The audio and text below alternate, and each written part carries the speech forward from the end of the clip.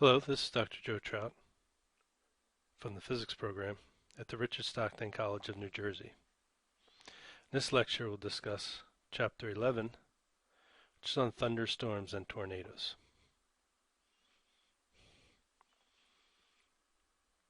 As a case in point, let's look at the major severe weather outbreak of the 3rd of May in 1999. Here, more than 70 tornadoes were reported in Oklahoma, northern Texas, and south central Kansas. 26 of these occurred in or around Oklahoma City. An F5 tornado, which is how we rank tornadoes, took 38 lives in Oklahoma City suburbs. An F4 tornado claimed 6 more lives in Hayesville, Kansas. The essential ingredients for this outbreak was warm, humid surface air layer that was initially capped by a capping inversion with much drier air aloft. Don't forget that in the troposphere, we normally see temperature decreasing with height.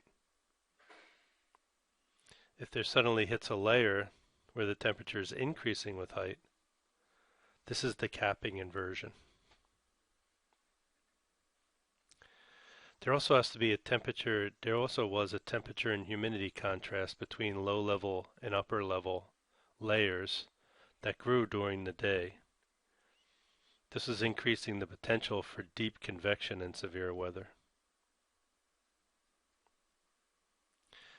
There's also strong vertical wind shear, so the speed of the wind or the direction of the wind was changing as we moved up through the atmosphere. This was found by using the soundings. In the afternoon, an arrival of a jet streak lifted the air column and eliminated the capping inversion. And massive supercell thunderstorms developed explosively and spawned violent tornadoes.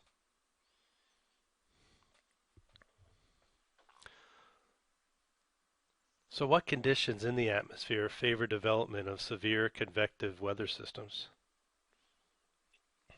We know that tornadoes are the most intense of weather systems, but less than 1% of all thunderstorms spawn tornadoes.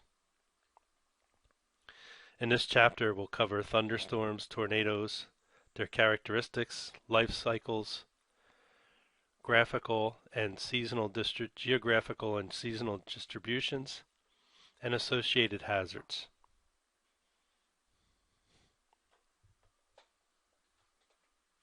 So a thunderstorm is a mesoscale weather system that's accompanied by lightning and thunder, and it affects a relatively small area. So this means about 5 to 10 miles or 8 to 16 kilometers. And it's short-lived.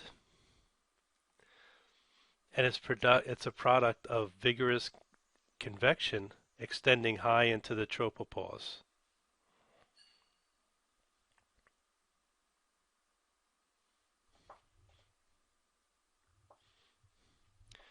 First, we'll see a towering cumulus stage as pictured in the slide.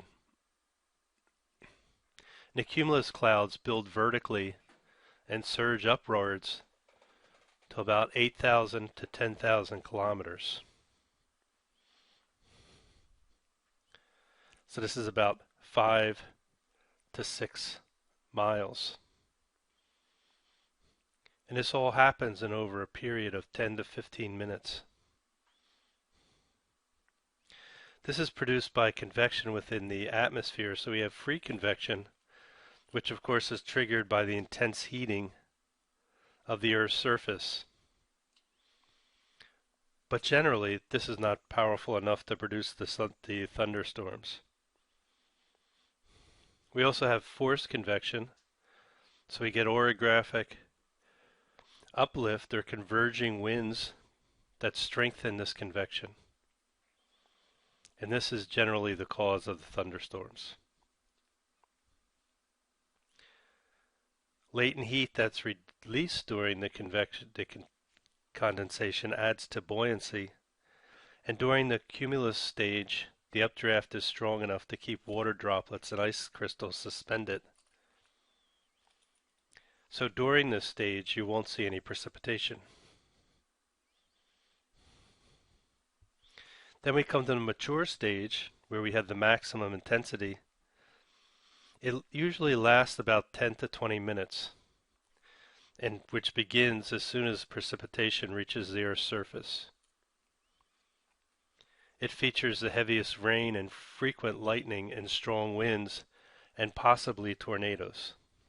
So at this point, the weight of the droplets and the ice crystals overcome the updraft, and they fall through the cloud and to the earth. The downdraft that's created by the precipitation descending through the clouds drags adjacent air downward with it. So dry air is entrained at the edge of the cloud, which leads to evaporative cooling, and this weakens the buoyant uplift and strengthens the downdraft. At the surface, the leading edge of the downdraft can actually resemble a cold front, and this is called a gust front. The ominous appearing low clouds associated with the gust front include a roll cloud and a shelf cloud.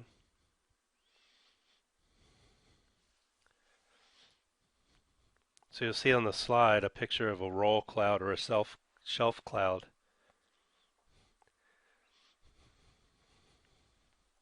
We also see a radar image, and the thunderstorms can develop along the gust front ahead of the main storm.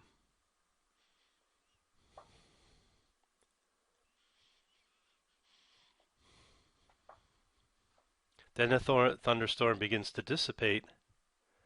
The precipitation and the downdraft spread throughout the thunderstorm cell, which begins its demise.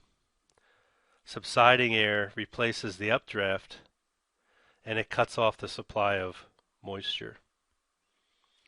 Adiabatic compression warms the subsiding air, and the cloud gradually vaporizes.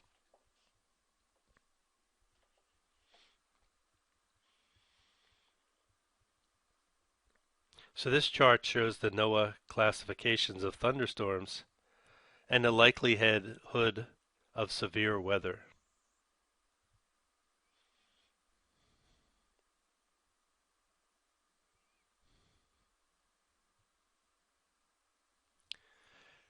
These thunderstorms can be single cell or multi-cell clusters, or a multi-cell line, or a supercell. And we'll discuss each one of these as the slides progress.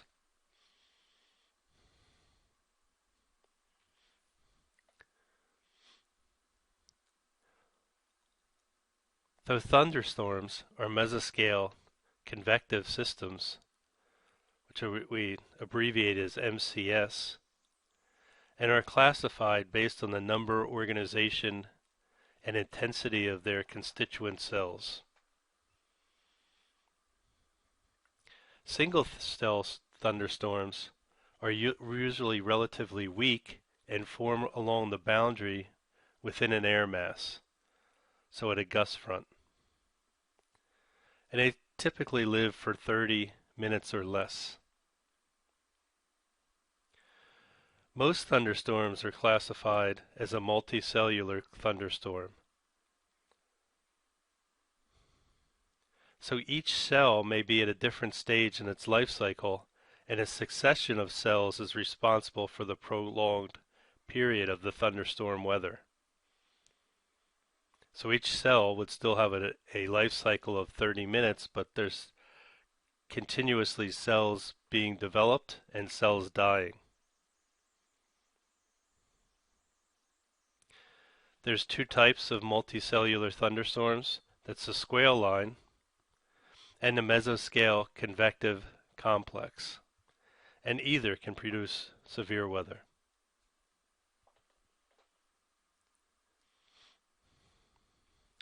So what we see in these multi-cell thunderstorms is that we have a cell that's starting through its initial phase, and it hits its mature stage and starts to dissipate. At the same time, this one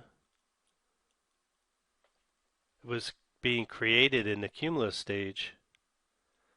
This cell was dying off the edge. So what happens is, as this storm moves through, we have continuously cells being created and moving off, and cells dying. It's interesting to note that the actual movement of the storm is in one direction, while the cell moves through the storm at some angle, and it's normally about 20 degrees.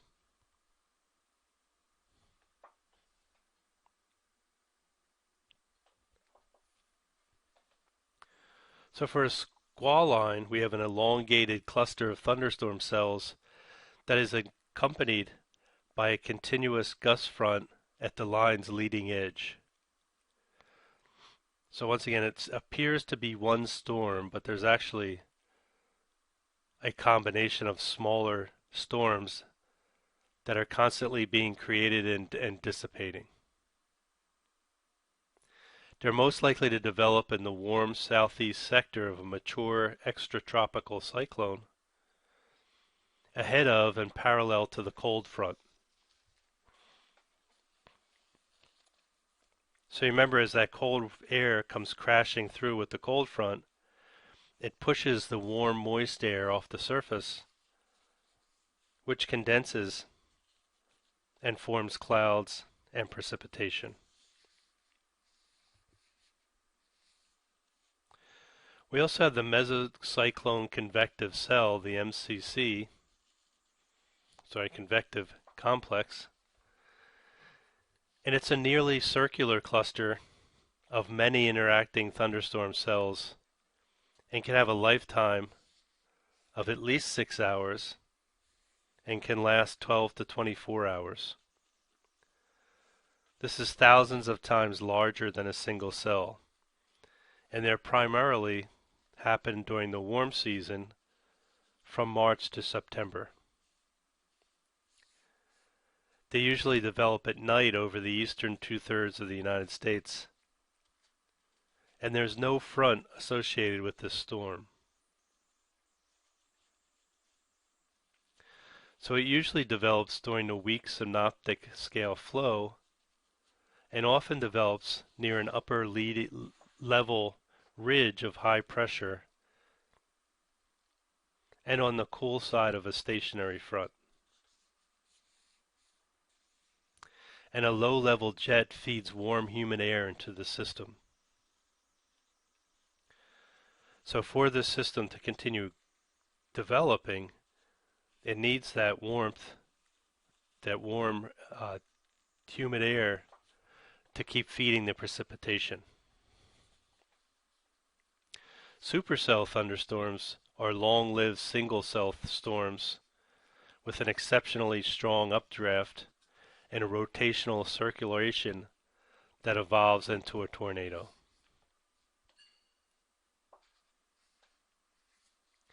Here we see the radar image of a squall line on the leading edge of this cold front. Also, we see an infrared image of an MCC over the south central United States.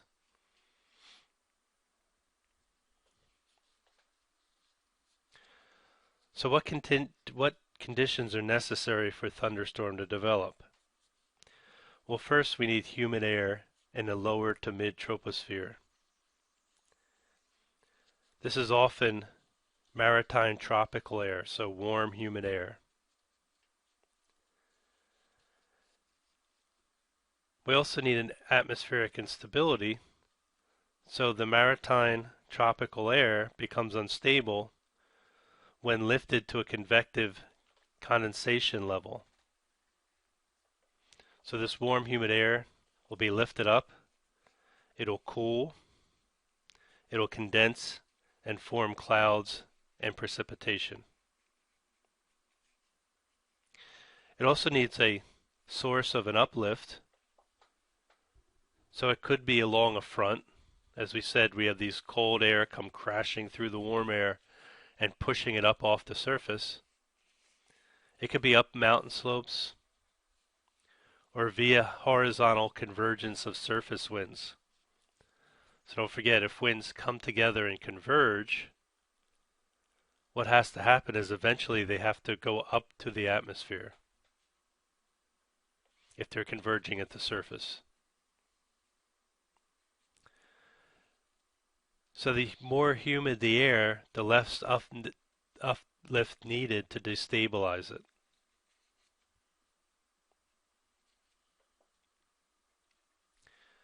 And as with most weather, solar heating drives the atmospheric convection.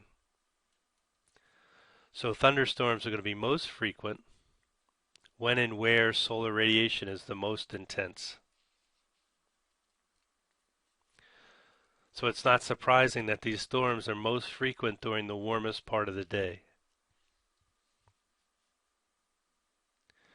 There are, of course, many exceptions. So the low-level jet stream up the Missouri-Mississippi River valleys at night contribute to nocturnal thunderstorms. And thunderstorm frequency is often expressed in thunderstorms days per year. So a thunderstorm day is a day in which thunder is heard. So it doesn't account for the fact that there might be multiple storms that same day.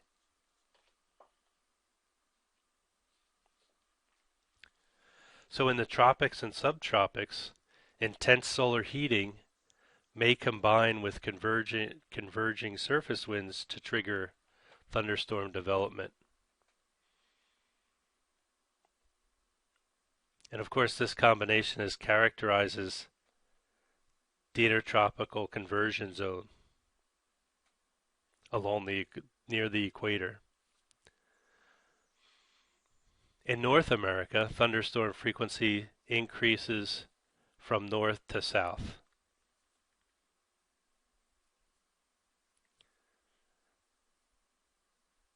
So anyone who's lived for a while in Central Florida probably wouldn't be surprised to see a late afternoon, early evening thunderstorm roll through.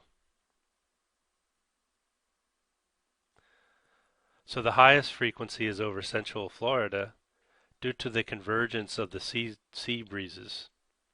So you figure you got this narrow strip of land. The land warms up before the ocean does.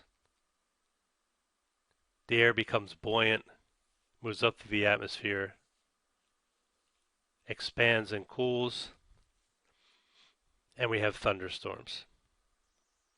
The second highest frequency is over the portions of the Rocky Mountain Front Range, and this is due to the topographical related differences in heating.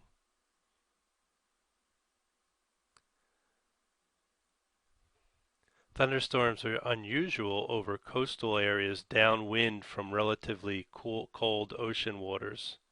So for instance, coastal California. And they're infrequent in Hawaii due to the trade wind inversions.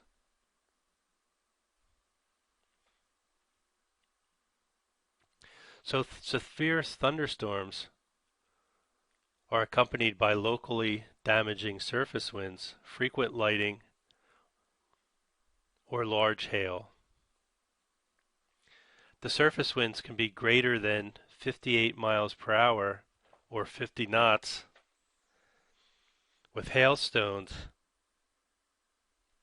as large as 3/4 of an inch in diameter or 1.9 centimeters, almost 2 centimeters. They can also produce flash floods or tornadoes.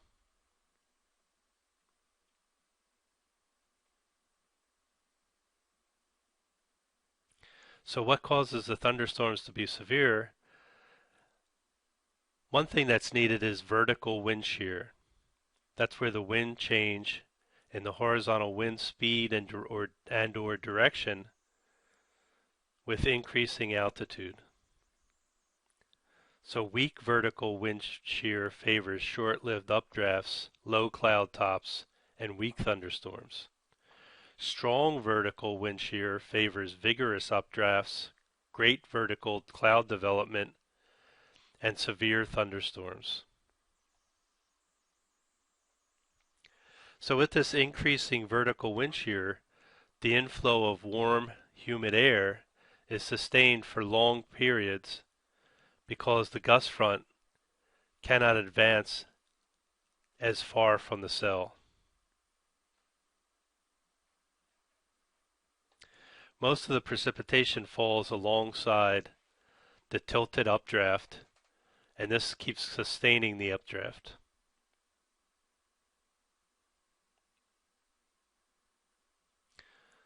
So here's a synoptic weather pattern that favors development of severe thunderstorms. What we see is that there's a dry line is the western boundary of the maritime tropical air mass, which is bringing heat and moisture into this thunderstorm.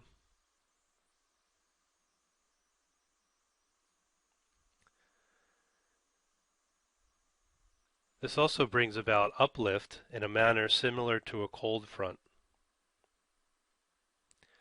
So we definitely see wind shear here, because even if the speeds are the same, we see the low-level jet is traveling from south to north, and the high tropospheric jet is above it, that's moving from the west to the east.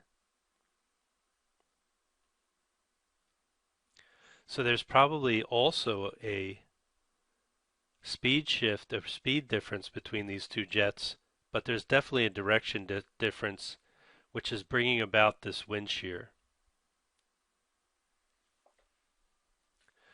So what happens is we get cold polar air coming down, forming this cold front.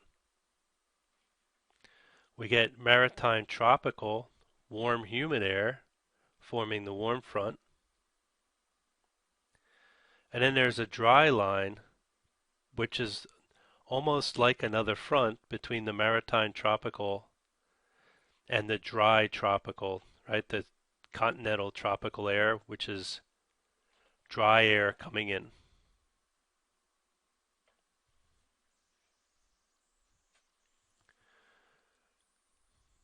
The polar front jet stream produces strong vertical wind shear, as we said, and this maintains a vigorous updraft.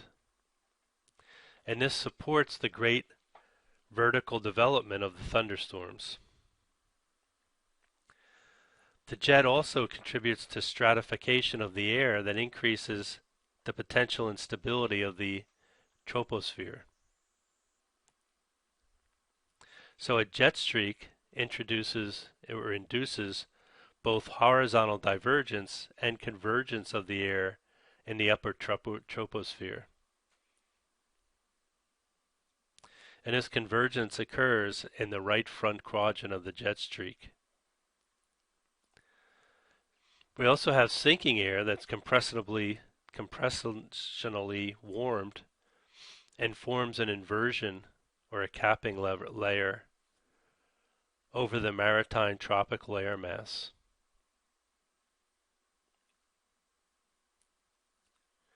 Therefore, the underlying air mass becomes more humid, and there's a contrast between the air layers that begins to mount. And all that is needed for is a lifting mechanism for the severe weather to occur.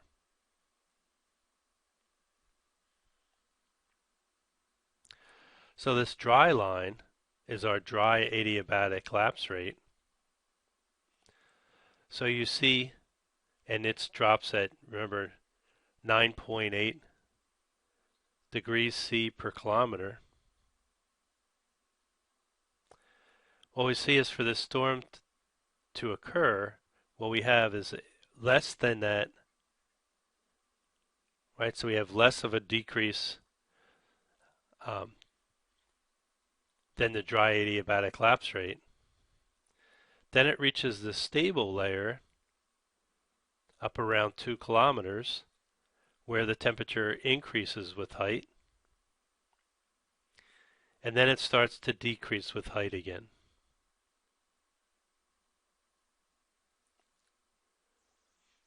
So when we see a sounding like this, we see that there's a capping inversion that separates the subsiding dry air aloft from the warm, humid air near the surface.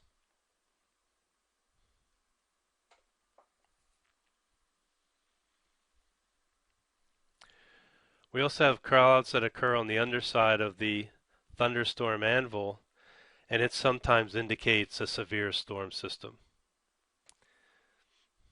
And their appearance is caused by blobs of cold, cloudy air that descend from the anvil into the clear air beneath the anvil.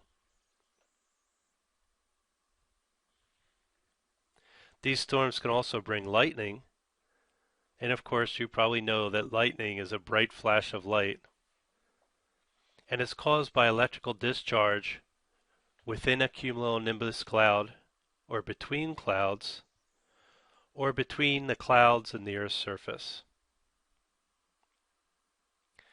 They of course are a direct hazard to human life.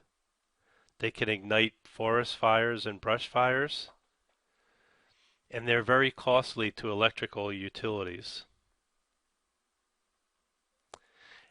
We also have a lightning detecting network that provides real-time information.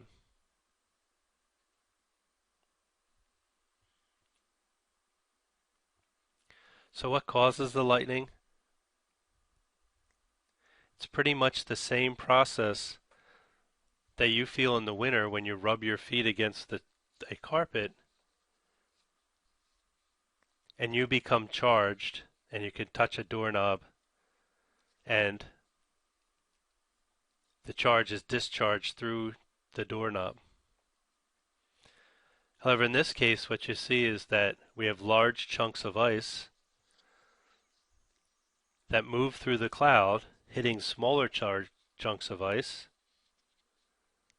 and the large chunks of ice become positively charged or negatively charged, and the small chunks of ice become the opposite. So one of them gives up an electron and the other one accepts an electron.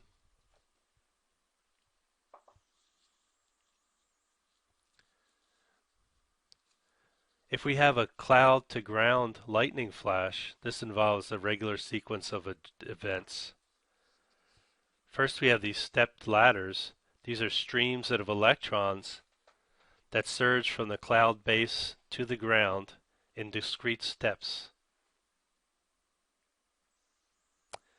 Next we have the return stroke. This forms an ascending electric current, and when the positive and negative charges recombines, and it emanates from a tall pointed structure.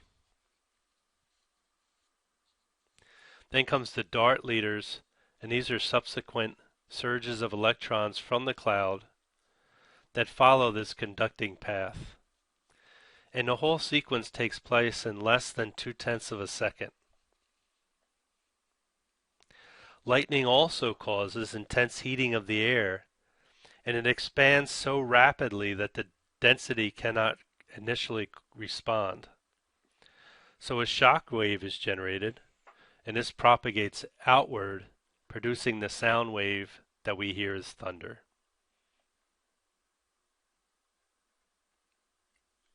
How far away is the storm? Well, you can use the flash to bang method. So light travels much faster than sound. So if a storm is occurring at some distance, first you'll see the flash of the lightning, and then you'll hear the thunder. So if the thunder Um, Normally takes 3 seconds to travel 1 kilometer or 5 seconds to travel 1 mile. So if you see the thunder, if you see the lightning, and then 10 seconds later you hear the thunder, then it's 2 miles away. If you see the lightning and then 9 seconds later hear the thunder, then the lightning is about 3 kilometers or about 1.8 miles away.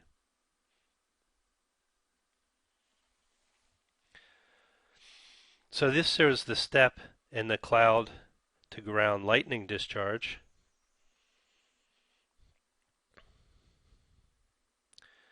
And mainly, the important thing to realize is that what happens here is we get a charge difference, and the charge difference is due to the collision of larger ice particles with smaller ice particles.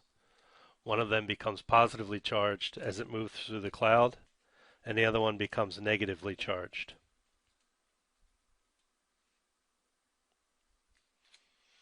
There's a couple of types of lightning. First is a ball lightning, and that's a reddish luminous sphere about 30 inches and 30 centimeters in diameter, and it moves rapidly along a solid surface, or it appears to float through the air, and it might be accompanied by a hissing sound. We also have bead lightning. This resembles the series of beads on a string. What it actually is the zigzag pattern lightning flash, where segments of it are viewed straight on. So what you're seeing is that flash of lightning coming straight at you, and it looks like a bright beam. So you get the illusion of these bright circles on a string. It's also heat lightning, and that's just lightning reflected from clouds from a thunderstorm that's too far away to hear the thunder. There's ribbon lightning. That's lightning flash that appears to spread out horizontally into a ribbon of parallel luminous streaks. We have sheet lightning, so that's clouds illuminated by cloud-to-cloud lightning, so it appears bright white, and the cloud actually blocked the view of the lightning flash. And of course, streak lightning, so we have cloud-to-ground discharge that is concentrated in a single, relatively straight channel.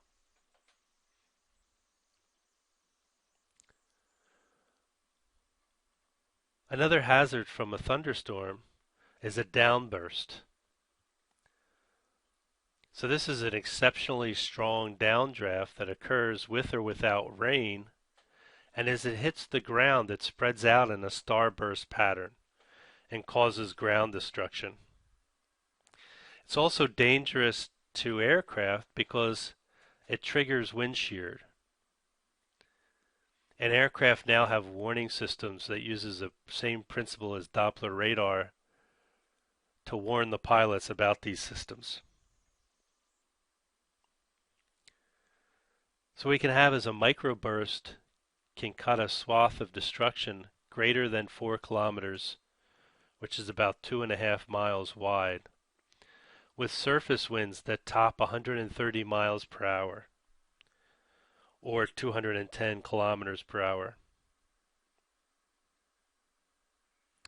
A microburst is much smaller and shorter lived. And what happens here is that why it's dangerous for planes is because the plane will see a headwind and it slows to lift the plane and lifts the plane above its normal path. Then the downdraft happens while the pilot compensates for the headwind by dipping the nose. The plane enters the downdraft.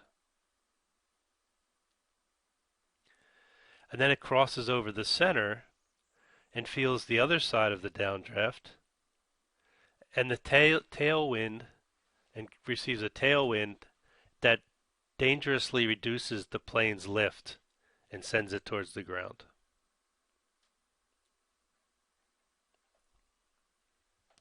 Another hazard is flash floods. So these are short-term, localized, and unexpected rise in stream level, usually in response to torrential rain falling over a relatively small geographical area.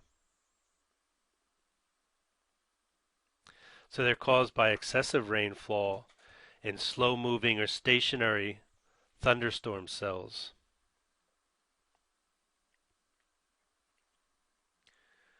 The atmospheric conditions that favor flash floods they're more common at night, and they form in an atmosphere with a weak vertical wind shear and of course abundant moisture throughout the great depths.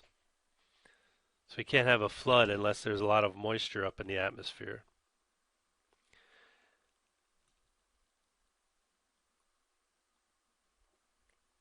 We also need precipitation efficient atmosphere, high values of precipitable water and relative humidity, and a thunderstorm cloud base with temperatures above freezing.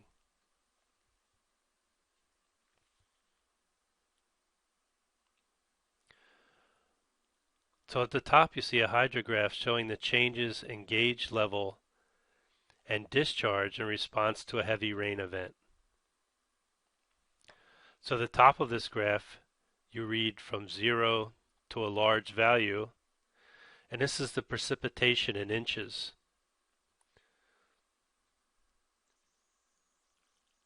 So what you see here is about 1 inch of precipitation.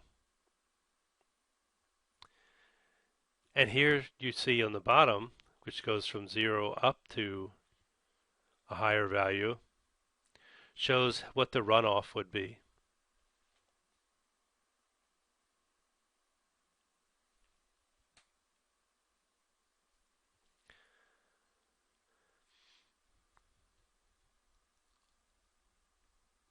The flash floods are especially hazardous in mountainous terrain.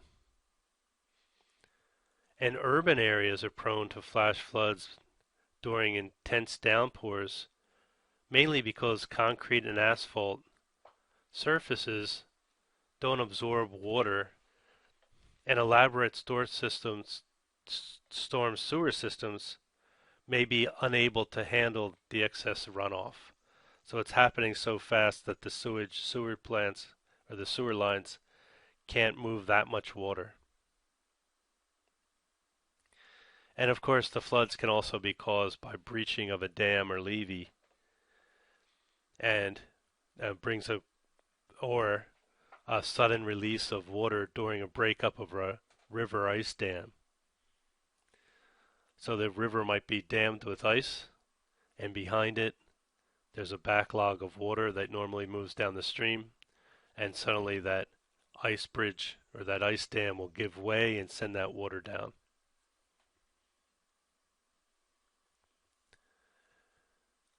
Here's some flood safety tips. So first, avoid driving in flooded roadways or bridges. It only takes 1.5 feet of water to carry your automobile away. And if your vehicle stalls in high water, abandon it if you can, and then seek higher ground. If you're on foot, never try to cross a stream where the water level is above your knees. And of course, keep children away from drainage ditches, and sewer lines.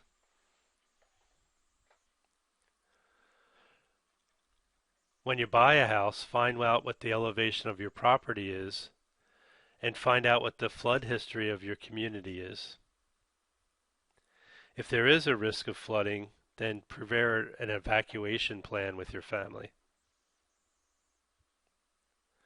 Also, exercise caution when you're hiking or camping. So avoid camping in mountain valleys or near dry stream beds, and take along a battery-powered radio to monitor changing weather conditions.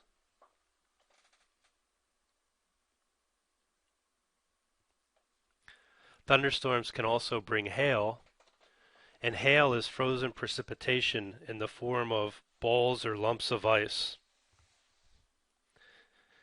And they can be 5 millimeters or 0.2 inches in diameter. Then they're called hailstones. They almost always fall from cumulonimbus clouds that are characterized by a strong updraft, great vertical development, and abundance of supercooled water. So remember, this is liquid water that's below 32 degrees Fahrenheit or 0 degrees Celsius. It develops when ice pellets are transported vertically through the portion of the cloud containing various concentrations of supercooled water droplets. So they grow by having the water droplets start to stick together, and it falls out of the cloud base when it becomes too large and heavy to be supported by the updrafts. Hail can run from penny-sized, which is about 3/4 of an inch in diameter, to softball size, which is about 5.4 inches in diameter.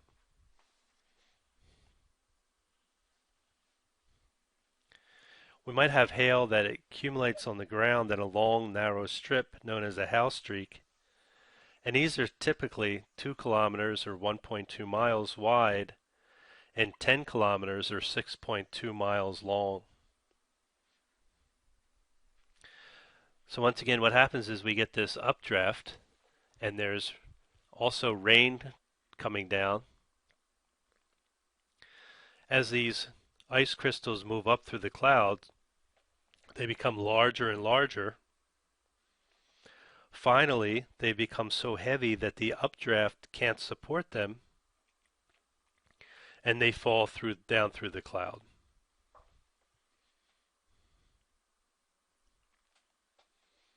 Each year in the United States, about $1 billion in damage is caused by hail, and this damage is to crops and livestock and roofs mainly.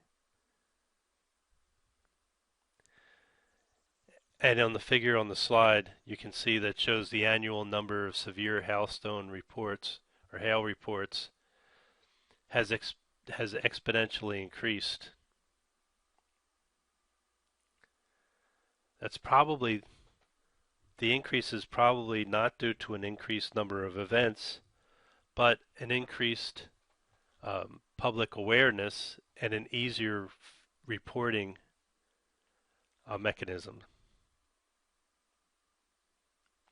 In the U.S., severe hail is most likely in Tornado Alley, but we definitely see hail occurring occasionally in Pennsylvania and sometimes in New Jersey.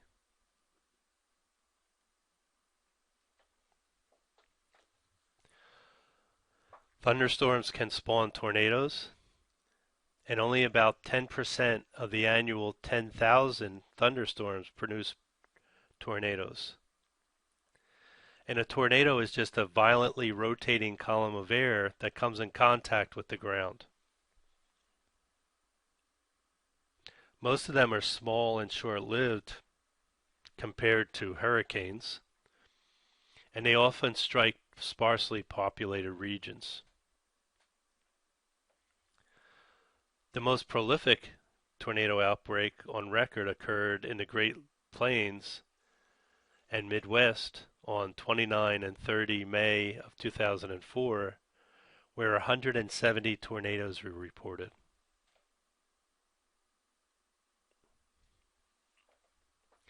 The most striking characteristic is the funnel-shaped cloud, and it's composed of tiny water droplets.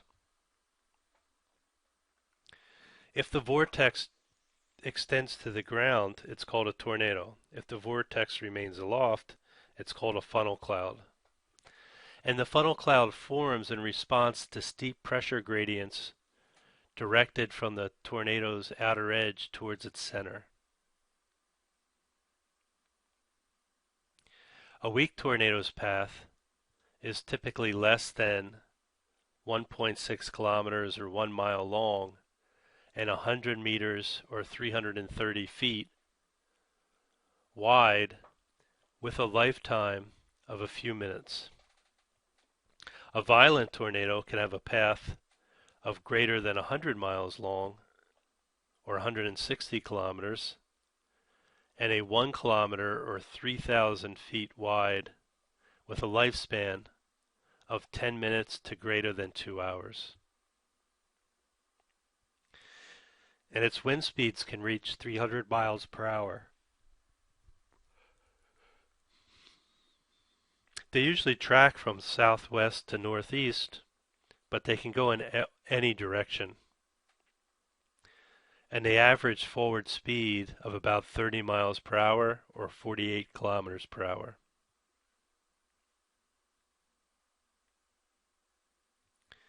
We have an exceptionally great horizontal air pressure gradient is responsible for the tornado's vigorous circulation.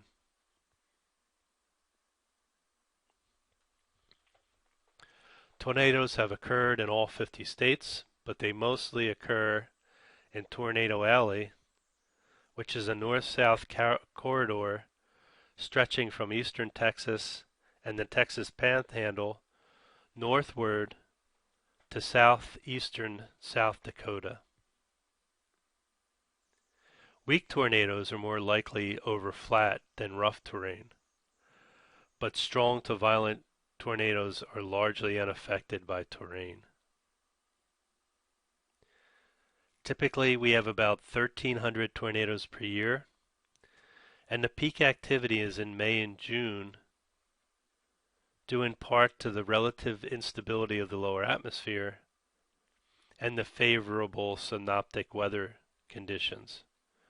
So a well-defined polar front and intense cyclones.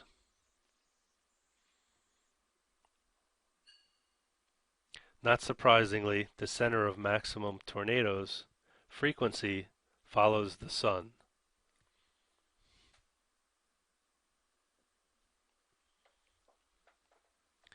So the average number of tornadoes per 10,000 square miles by state from the years 1999 to 2008 is shown on the slides.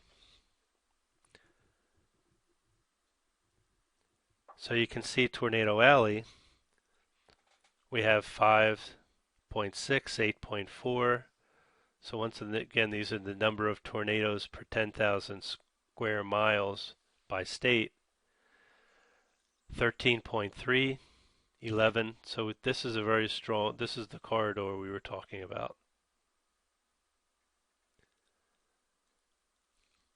In New Jersey, we get very few tornadoes, but we do get an occasional tornado.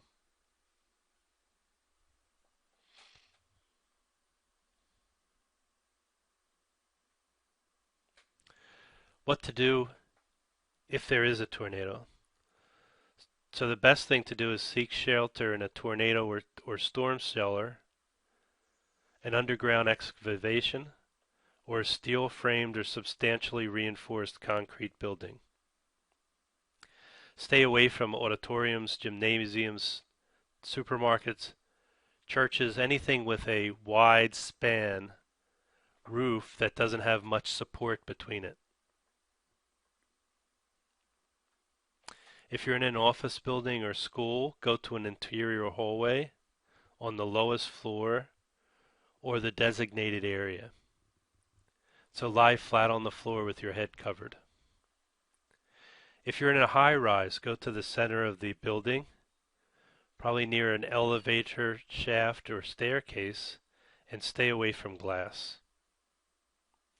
If you're at home, go to the basement. If there's no basement, go to a small room because there'll be more structure around the small room than in a larger room.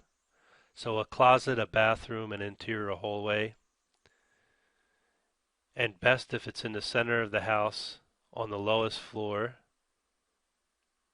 and seek shelter under a mattress or a sturdy piece of furniture. So for instance, go into your bathroom, put some towels and blankets and pillows in the bathtub, lay in the bathtub, and then put pillows and towels on top of you. Definitely stay away from all windows and outside walls and protect yourself from flying debris. If you're in an open country, never try to outrun a tornado in a motorized vehicle. Because first, they move too fast and their path is erratic. So even if you think you're moving in a right angle to the apparent track of the storm, it could easily turn that way. Instead, stop and try to seek shelter indoors. If that's not possible, lie in a ravine or dry creek bed or an open ditch. Do not seek shelter in a motor vehicle or under a highway overpass. And get out of mobile homes. Tornadoes are, of course, a threat to people and property, mostly because of the high winds. So they blow down structures. Flying debris can cause death and injury. We also have multi-vortex tornadoes are the most destructive. So it's no longer recommended that windows be open because most buildings have sufficient air leaks that the potentially explosive pressure difference never develops. And open a window only allows a better chance of things flying in and you getting struck by them. There's also a strong updraft, and there can be several vortices. And of course, an abrupt drop in air pressure. Some tornadoes can actually exist of two or more vortices that orbit each other around a common center. And these are the most destructive.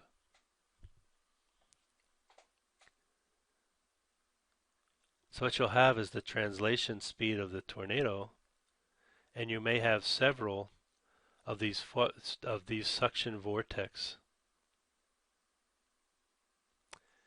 And they're moving around each other.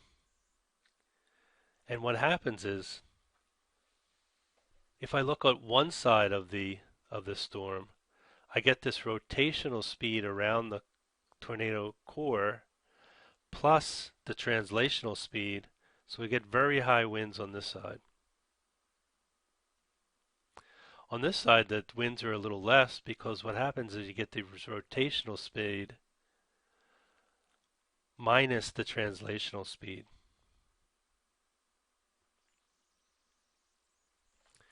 But these are the most destructive forms of tornadoes, excuse me.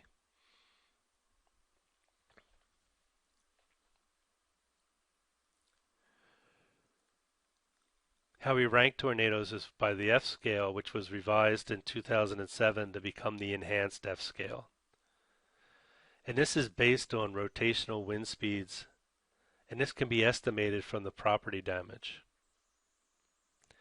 So these range from EF0 to EF5. EF5 are the most rare and the strongest. About 77% of the tornadoes in the US are considered weak. That's EF0 to EF1, and 95% are below an EF3. So only 5% are EF4 and EF5.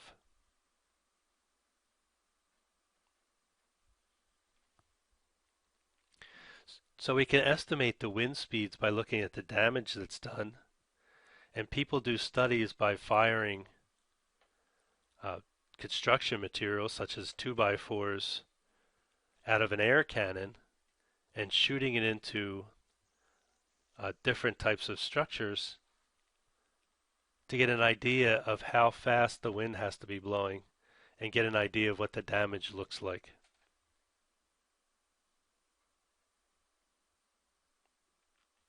So here is the enhanced tornado intensity scale. And once again, it goes mainly by wind speed, and these are 3-second wind gusts. And for an EF0, we have 65 to 85 miles per hour. And for an EF5, with incredible damage being done, it could be greater than 200 miles per hour.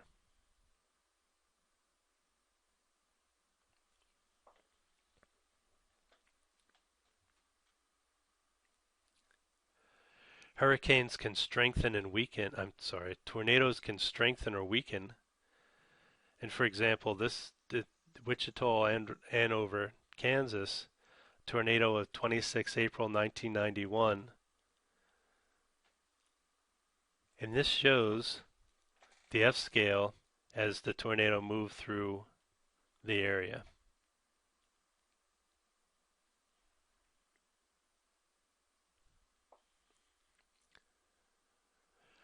The most violent tornadoes come from supercells. So these are with very energetic updraft speeds, sometimes in excess of 150 miles per hour or 240 kilometers per hour. And they can last for several hours and produce more than one tornado. The supercell formation and characteristics include horizontal winds, which exhibit strong speed and directional shear, and which cause air to rotate around the horizontal axis. And the updraft tilts tubes of rotating air to vertical, and a mesocyclone is formed. We also have a roughly circular lower portion of rain-free base of a thunderstorm called a wall cloud, and it often accompanies the mesocyclone. And most wall clouds do not produce tornadoes, but a tornadic wall cloud have strong and persistent rotation before the appearance of the tornado. I keep saying hurricane, of a tornado. The mesoscale circulation is most intense at about 6,100 meters.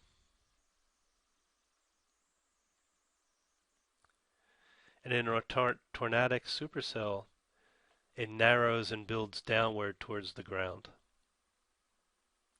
And this happens as a spinning column of air narrows, its circulation increases, similar to an ice skater's arms. When an ice skater spins faster by pulling her arms in.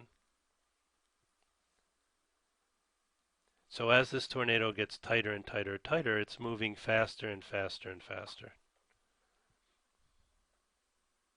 So the tornado typically appears near the updraft and towards the rear of the supercell. As the circulation descends to the surface, a downdraft develops near the rear edge of the supercell, and eventually the downdraft surrounds the tornado and the tornado dissipates.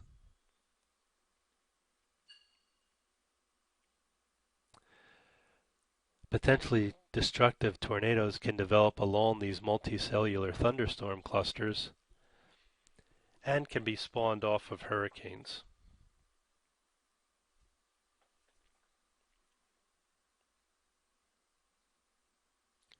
So here you see a schematic view of the tornadic supercell thunderstorms.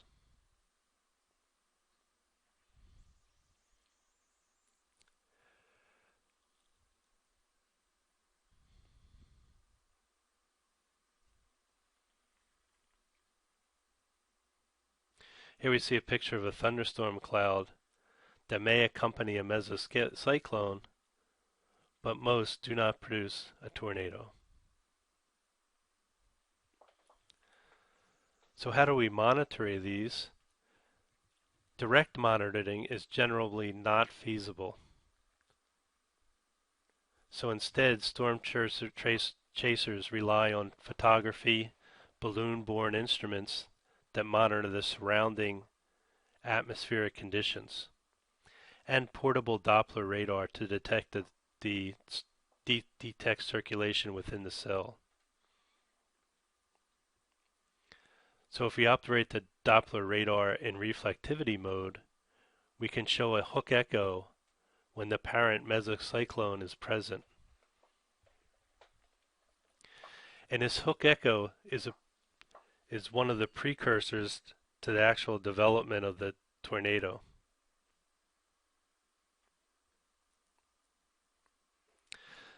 When we operate the Doppler radar in velocity mode, it monitors the circulation, and a tornado circulation may show up as a tornado vortex signature or a small region of rapidly changing winds within a mesocyclone. Storm spotters and visual surveillance of the thunderstorms are still essential.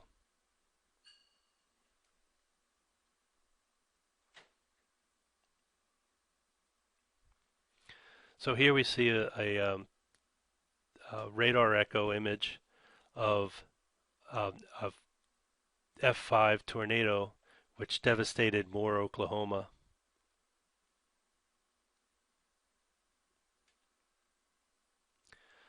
So in slide A is the weather radar image showing the hook echo associated with the tornado. And in B, we see the tornado vortex signature, the TVS, which is visible near Moore.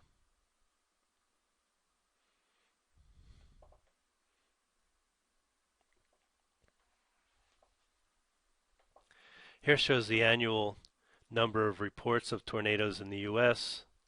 from 1950 to 2008. And although it appears to be increasing significantly, it could be possible that we're getting more reports because more people have an understanding of what a tornado is, and it's easier to report these. But definitely from about 1980 to 2000, we've seen a slight increase. All right, and that ends this lecture, and thank you for your time.